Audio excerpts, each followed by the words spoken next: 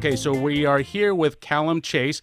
Calum is author of several books, and they are The Two Singularities, The Economic Singularity, and Surviving AI. Calum, thank you for joining us here on Flight 1080. I did get a chance to check out some of The Economic Singularity, which I think is absolutely fascinating. You know, I was surprised when I was looking for guests to a book regarding AI.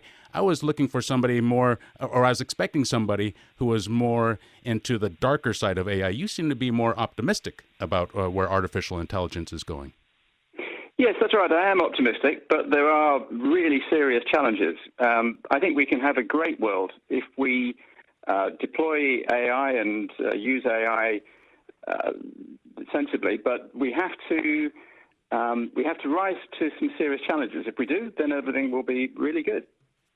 Okay, so what makes you so optimistic, whereas for the most part, or maybe we just seem to gravitate more towards the naysayers and the people who seem to have a darker view. What makes you so optimistic? Why do you feel this way? Actually, I think the people who are often seen as being naysayers are being slightly misrepresented. I mean, take Elon Musk, for instance. People think he's a complete naysayer. What he actually said way back in 2014 was that artificial intelligence will either be the best thing or the worst thing to happen to humanity. And I think he's absolutely right. If we were, I mean, he talks mostly about superintelligence, which I call the second singularity. It's when we create an artificial general intelligence. That's a machine which has all the cognitive abilities of an adult human. And it quickly goes on to become a superintelligence, and we become the second smartest species on the planet. This isn't going to happen tomorrow, and it's not going to happen in the next 10 years or so, probably. A lot of people think maybe 50 years, maybe 100 years.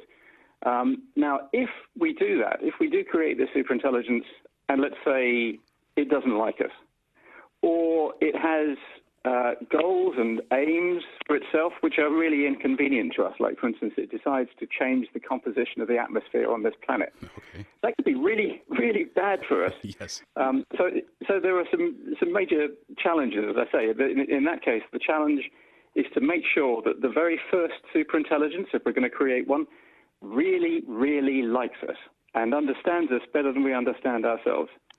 If we manage to meet that challenge, then we would have an entity on this planet which is much, much smarter than the most intelligent of us.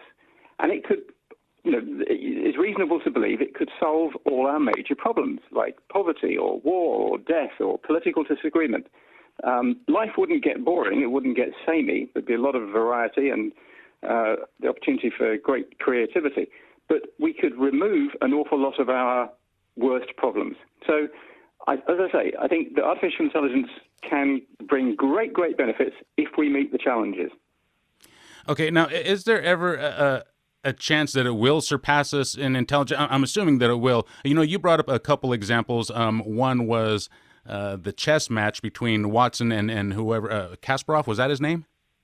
That's right. That chess match was between Garry Kasparov, a Russian chess player, probably the best human chess player ever, and an IBM system called Deep Blue.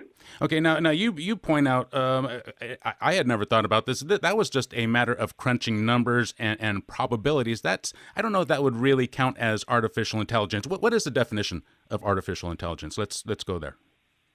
Yeah. So 2 words. Artificial is easy, means not made by humans and not made by alien species. So, sorry, made by humans or made by an alien species. So not generated by evolution. Intelligence is trickier because we can't really define what human intelligence is. And human intelligence is probably only one of an enormous space of possible intelligences. But for argument's sake, the sort of quickest, easiest way to define it is intelligence is the ability to solve a range of problems in a range of different environments. So you can't just feed in some data and get an answer which is pre-programmed to come out. And arguably that is mostly what was going on in Deep Blue from Watson when it beat Garry Kasparov. What's happened since 2012, actually, there was a big bang in artificial intelligence because a man called Jeff Hinton and some colleagues in Toronto managed to get a branch of statistics called machine learning to work with AI. And since then, we have machines which are creative. They're not human. They don't think. They're not conscious. They don't have empathy or anything like that. But they are creative. and they learn, and they are adaptable. So they do show signs of intelligence. These are narrow intelligences. A nice description of them is that they are like like a machine which can play the perfect chess move, completely unaware that it's in a building which is burning down.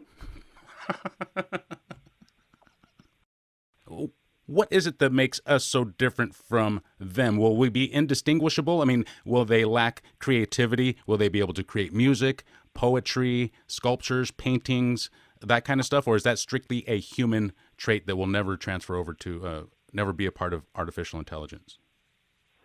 The honest truth is that nobody knows. And the answer will probably depend to some extent on how they are created. So superintelligence is likely to come either one of two ways. One is that we carry on developing the AI systems that we already have. As I said, machine learning and a subset of it called deep learning are the most powerful techniques of AI at the moment. But they won't get us all the way to superintelligence on their own, probably. We'll have to reintegrate an older form of AI called symbolic AI. And there's some more conceptual leaps that will need to be made, and we don't know what they are, and we don't know how long they might take. That's one way to create superintelligence. The other is to reverse engineer a human brain. So what you do is you take a human brain, preferably from somebody who stopped using it, and you slice it really thinly, and you scan all those slices, and you use the data you get from that to create what's called the connectome, which is the wiring diagram of the human brain, by analogy with the genome. And if you get that wiring diagram with enough detail, and you make a copy of it in a machine, and you get that machine working, it will do what a brain does. And what a brain does is it creates minds. Now that would probably be quite similar to a human mind because it was modeled on a human mind, whereas the other route, just building on deep learning, machine learning, and so on, will probably create quite an alien sort of mind. So we don't really know what we're likely to create when we create superintelligence, and whether it's human-like or completely alien will depend largely probably on the way we get there. Wow, that is that blows me away. That is fascinating. I love this topic. I love it. What stage in artificial intelligence? First of all, where was the beginning? Where do you think we are now, and what is the inevitable future? Okay, so where we are now is at the beginning. AI is an overnight sensation which has been 60 years in the making. It started in 1956 at a conference in America at a place called Dartmouth College. And for a long time, people thought, wow, this is exciting, but really it didn't achieve very much until, as I say, there was this big bang in 2012. And now we're at the beginning in a sense that we are starting to see systems at work. So Google Search uses a lot of AI. Facebook facial recognition does. When you use a map and it tells you not only how long it will take you to get from where you are to your destination, but also reroutes you if there's a traffic accident or something, that all uses AI. Amazon uses AI extensively. It is starting to penetrate the rest of the economy, but it's quite slow because it's not easy to do this stuff at the moment. It takes a huge amount of compute power, a lot of data, and very smart machine learning researchers to wrangle the data. So we're really at the very early stages. But the thing is, with AI, like a lot of machine technologies, you're always at the beginning because we're on what's called an exponential growth curve. So Moore's law is the observation that machines get twice as powerful every 18 months. Mm-hmm. And that is an exponential process because we're doubling performance every 18 months. And when you do that, every step you take is equal to the sum of all the previous steps. So you're always at the knee of an exponential curve. You're always at the beginning. Where we're going, I think we will go to superintelligence, and my hunch is it will take somewhere between 50 and 100 years. Nobody knows. And I also think that before we get there, another very interesting thing that's going to happen, which I call the economic singularity, is that an awful lot of people are going to find themselves unable to do a job for money. Mm-hmm. And the reason for that is that machines are getting much more and more powerful, more and more smarter, and before long they'll be able to do most things humans can do for money better, cheaper, and faster than the humans can. When I say before long, this isn't going to happen tomorrow or in the next 5 years, but I think we'll start seeing it happening in about 10 years. and I think it'll be in full flight in maybe 20 to 30 years. And we have to prepare for that. That's the other really big challenge that we have to prepare for. You know, that's the one thing I found very interesting about your book, and why I say you seem optimistic about it, was because you mentioned, and I have to tell you, I got kind of defensive when you pointed out that machines are going to be taking a lot of our jobs, and I got really defensive as a human and started thinking, well, wait a minute, they can't do this, can they? Can they do? And then I started thinking, boy, you know what? There's a lot of things that they can replace us. And so then I started coming up with insults for these robots, like Rust Bucket. Do you think will they have emotions? I mean, will that hurt their feelings if I start calling them names like that? They've taken my jobs, so now I start going out there and calling them Rust Buckets or calculators or whatever I call them. Will they have feelings? Is that part of intelligence as well? Before they get to artificial general intelligence, before they get to the point where they are human equivalent, they don't care what you call them. They don't care if you shoot them with a gun. They have no consciousness. They have no feeling. So you can call them what you like. Mm-hmm. So that'll never hurt their feelings. I mean, what is you mentioned AGI? That is different from AI, correct? AGI is short for artificial general intelligence. So the moment we have the AIs that we have are all narrow intelligences. And if you have in mind that idea of a machine which can play the perfect move while it's in a house that's burning down, that's a narrow intelligence. It can do one thing to superhuman level. It can play chess to a superhuman level. It can't do anything else. It can't get itself from one room to another, and it can't even have any awareness that it's in a burning building. So the change that happens when we get to general intelligence, which is what humans have, we have a general intelligence, that is when they get to human level and quickly become superintelligence. So all the joblessness question, which I call the economic singularity, that comes well before that. And that's the challenge that I think we really need to address now, because we're not thinking about it seriously, which we should be. Now, this has been happening since Henry Ford invented the assembly line, right? Losing our jobs to automation, we start incorporating machines and robots into building these cars. This has been happening little by little, but now all of a sudden it seems like it is happening at a rapid pace. You mentioned, I think you already posted an article this morning about truck driving and how in the UK, at least, they're looking to replace truck drivers with automatically as artificial intelligence-driven trucks. Yeah, that's right. Self-driving trucks, and of course this is being pioneered in America, along with most things to do with artificial intelligence. America is in the lead. I mean, you'll be pleased to hear, and I'm sure most people living where you are in California are aware that Silicon Valley is the absolute ground zero of artificial intelligence. You can't rest on your laurels because China's catching up fast.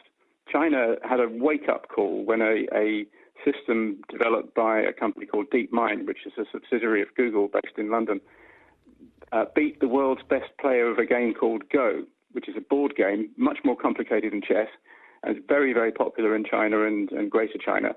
And since then, China has invested huge amounts in artificial intelligence and is catching up fast with the US.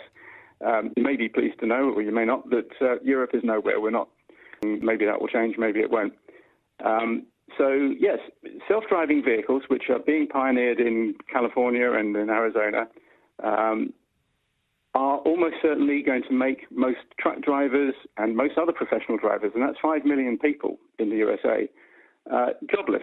They'll have to find new jobs. Now, it isn't going to happen tomorrow. The technology isn't perfect yet. A Google self-driving car travels about 3,000 miles before it needs to hand over to the human because it gets confused. Something happens that it's not expecting. And they have to get that 3,000 miles a lot higher. But they're already a great deal safer than humans. Humans, every year around the world, we kill 1.2 million people because we're not very good at driving, because we get tired, we get drunk, we get distracted, and we look at our mobile phones, and machines don't do that. They don't do any of that. So they're already a lot safer, but we have to get them to be as close to perfect as possible before we really unleash them. But when we do, it seems to me inevitable that professional drivers are going to have to find another job. Now, we don't know how long that will take, and we don't know how long the process of changeover will take, but not very long, I think.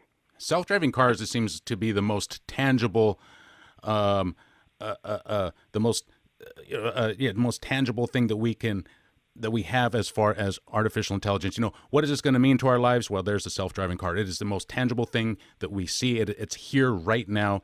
It is, though it has cost a few lives here in the United States.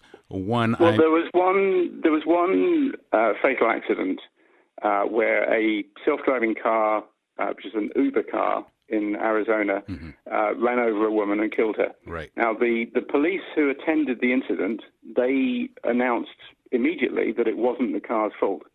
Since then, there's been a lot of investigation still going on, and we haven't had the final official report yet, so we don't really know what happened. But that is a statistically really small number of accidents.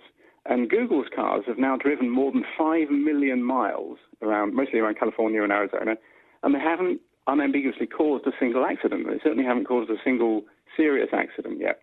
So that's a driving record which no human has. They're already, these things, safer than humans.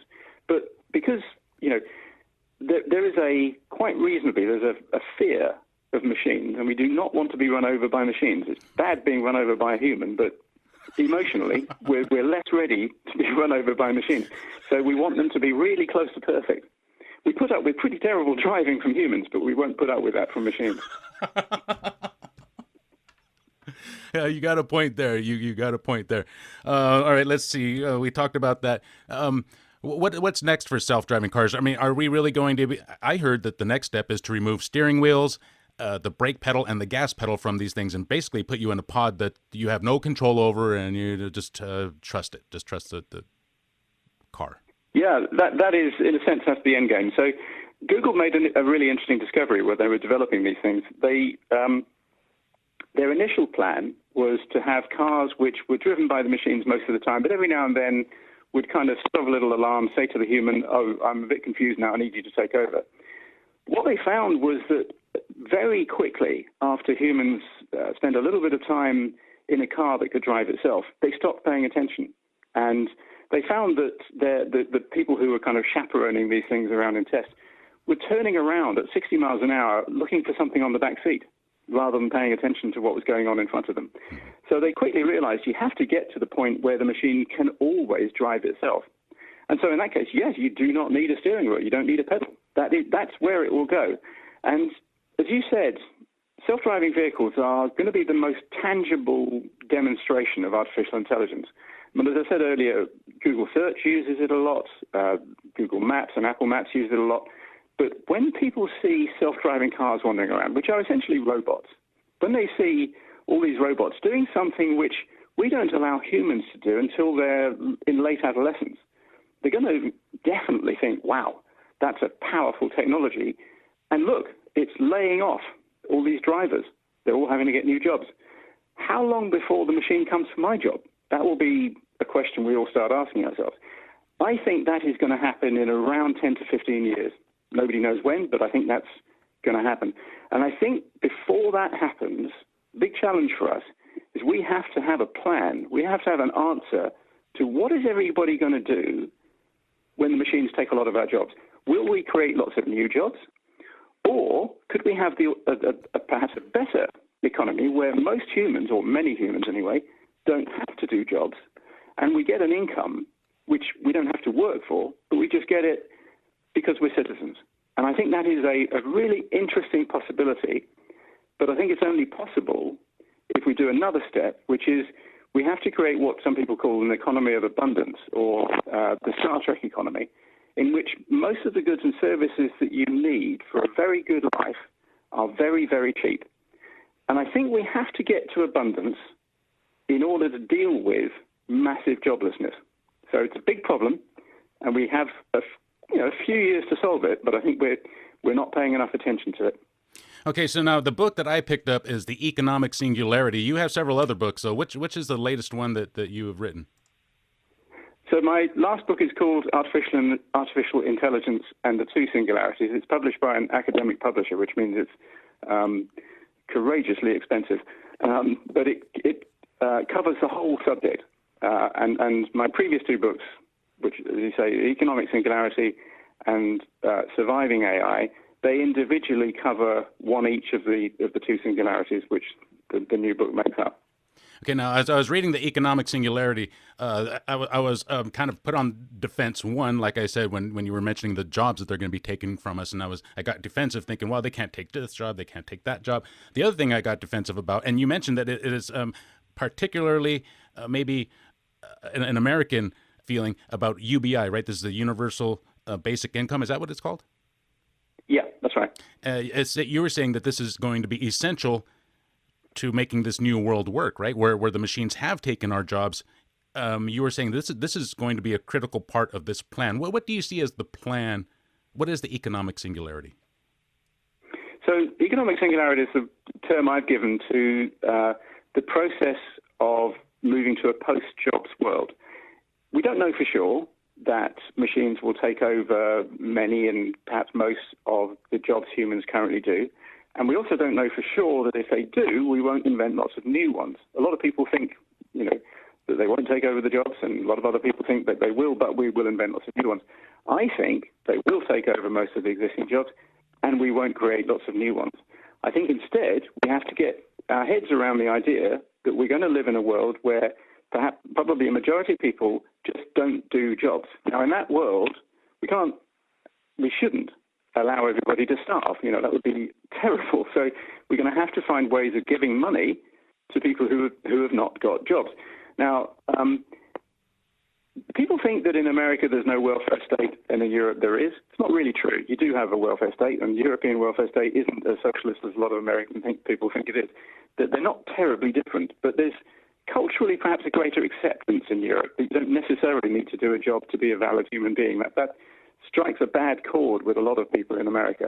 But I think we're going to have to get our heads around that idea. Mm-hmm. But I also don't think that we can just say, fine, we'll tax all the people who are still working and the people who've got a lot of money and just give everybody else lots and lots of cash, because the people who've got money will hide it. They'll all go and live in somewhere which has a very low tax rate. So that's why I think we have to have abundance. We have to have an economy in which prices get really low in order to be able to afford the transfers, which will be inevitable if people aren't doing jobs. And I think this business of this idea of abundance, this idea of a Star Trek economy is entirely possible. Machines will produce goods and services really efficiently, much more efficiently than we do at the moment. And the other thing that's happening is energy is getting much, much cheaper. Electricity collection, storage, and transmission is getting much, much cheaper, much more efficient. Those two things together, very, very efficient AI-led production and cheap energy, I think mean we can have this economy of abundance, which means we can afford the post-job society. Okay, we are here with Calum Chace. Calum, I want to thank you again for joining us. We're just about over with this interview. We're just about out of time. But let me ask you one last question. What do you feel, is there an existential threat posed by AI to the human race? I know that sounds kind of outlandish or kind of provocative question to ask, but what do you think? I think it's a very reasonable question, and the short answer is yes. If we create a superintelligence that really dislikes us, we're probably toast. So let's not do that. All right. Calum Chace, again, thank you for joining us. I'm going to post a link on our Facebook page to your books, and I wish you the best. Calum, thank you again for joining us. I'll get a hold of you. Maybe we can do this again some other time. That'll be fun. Great pleasure, Dave. All right, Calum, thank you again. That was Calum Chace. Again, check out his books. He has several of them: AI, The Two Singularities, The Economic Singularity, and Surviving AI. Calum Chace is an expert when it comes to artificial intelligence. And if you don't believe me, just check out his website. I posted it on our show page. You're listening to AM 1080, KSCO Santa Cruz, Flight 1080. Back after this.